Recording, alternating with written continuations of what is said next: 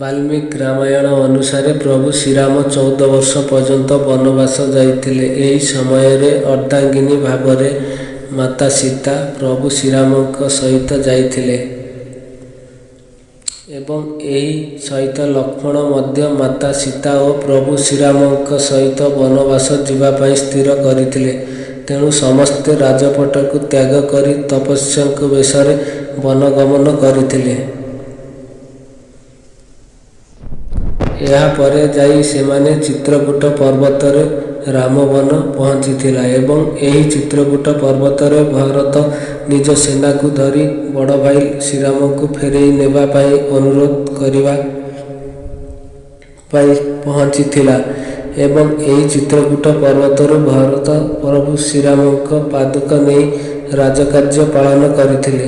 ଏହି ଚିତ୍ରକୂଟ ପର୍ବତ ନିକଟରେ ଅତି ଋଷିଙ୍କ ଆଶ୍ରମ ରହିଥିଲା।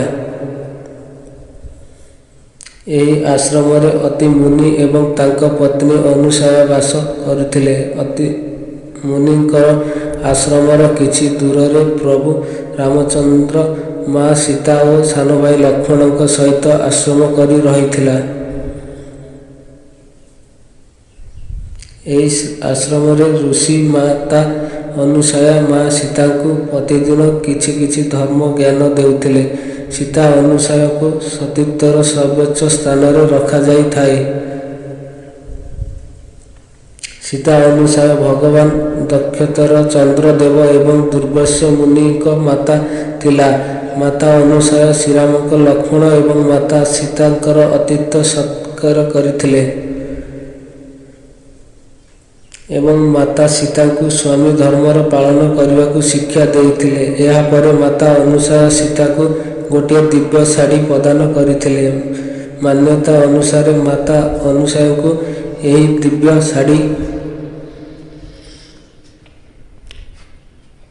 ଅଗ୍ନିଦେବ ପ୍ରଦାନ କରିଥିଲେ। ତାଙ୍କର ତପୋବଳରେ ପ୍ରସନ୍ନ ହୋଇ ଯାହାକି ଗୋଟିଏ ଅମ୍ଳାନ ବସ୍ତ୍ର ଥିଲା। ଏହି ଶାଢ଼ୀଟି କଦାପି ଚିରିବ ନାହିଁ କିମ୍ବା ମିଳନ ହେବ ନାହିଁ